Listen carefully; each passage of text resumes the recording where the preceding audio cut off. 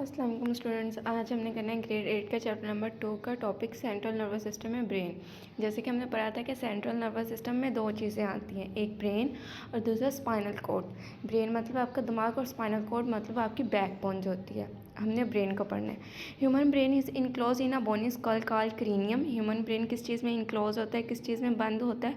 बोनी school में, हड्डियों का ढांचे में, जिसको हम लोग क्या कहते हैं, क्रीनियम कहते हैं। And consist of billions of interneurons. ये हमने पीछे भी पढ़ा था कि जहाँ जो हमारा ब्रेन होता है उसमें सेंसरी न्यूरॉन और मोटर न्यूरॉन को कौन सी चीज़ कनेक्ट कर रही होती है, इंटरन्यूरॉन कर रही होती है। तो इंटरन्यूरॉन ही क्या कर रही है, हमारे ब्रेन के क्रीनियल पार्ट को बना रही है। It is divided into the following parts. इसको कितने पार्ट्स में डिवाइड किया गया, ब्रेन को 3 मेन पार्ट्स में डिवाइड किया गया। आगे 3 मेन पार्ट्स को भी आगे फर्दर पार्ट्स में डिवाइड किया गया। जो 3 मेन पार्ट्स हैं वो है एक फोर ब्रेन, मिड ब्रेन और हाइंड ब्रेन। फोर ब्रेन हमने पढ़ना है। Fore brain is the largest part of the brain. It consist of 3 main parts, cerebrum, thalamus and hypothalamus. यहाँ पर आपका क्वेश्चन बन सकता है डिफाइन फोर ब्रेन। तो फोर ब्रेन हमारे ब्रेन का सबसे बड़ा पार्ट होता है, जो आगे कितने पार्ट्स में डिवाइड होता है, 3 पार्ट्स में। कौन कौन से? सेरिब्रम, थैलेमस एंड हाइपोथैलेमस में। ठीक है, यहाँ तक आपका शॉर्ट बनेगा। एक सेकंड शॉर्ट क्वेश्चन आपका बनेगा डिफाइन सेरिब्रम। तो cerebrum is the top most and the largest part of the brain. अब फोर ब्रेन का या वैसे ब्रेन का जो सबसे बड़ा पार्ट होता है वो क्या होता है, सेरिब्रम होता है, जो सबसे ऊपर पाया जाता है। ये यहाँ पे डायग्राम में भी आपको शो हो रहा है। It is divided into right and left cerebral hemispheres. इसको कितने आगे पार्ट्स में डिवाइड किया जाता है, लेफ्ट और राइट सेरिब्रल हेमिस्फेयर में डिवाइड किया जाता है। जो लेफ्ट वाली साइड होगी वो हमारे लेफ्ट हेमिस्फेयर जो होगा हमारा, वो राइट बॉडी को कंट्रोल करेगा, सारे बॉडी के पार्ट्स को।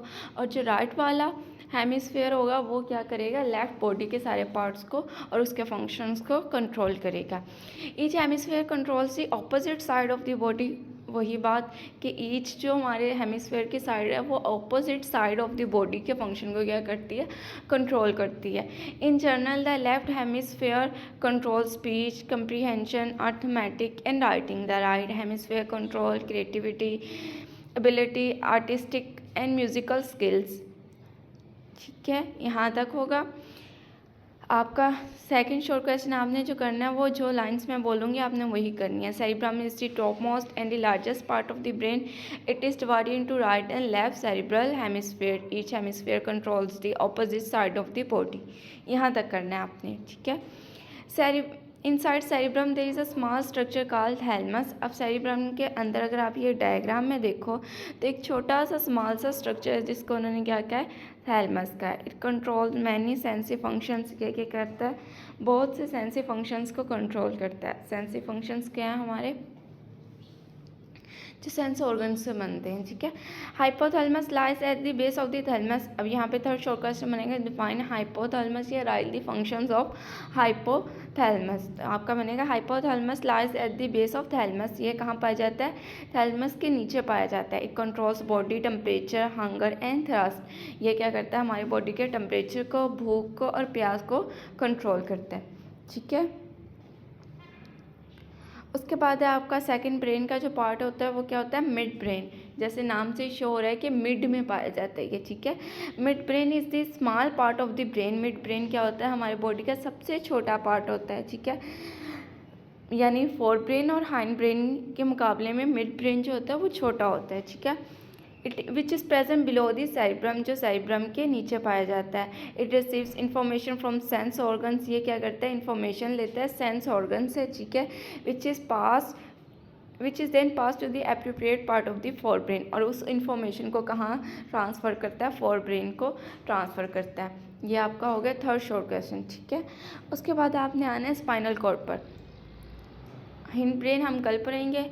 अब आपने आना है स्पाइनल कॉर्ड पर। स्पाइनल आपने क्वेश्चन बनाना है राइट और नोट ऑन स्पाइनल कॉर्ड या define spinal cord. Spinal cord is an extension of medulla oblongata. ये जो हमारा हाइंड ब्रेन है ना, हाइंड ब्रेन का जो पार्ट है लास्ट वाला वो होता है मेड्यूला ऑब्लिगेंटा।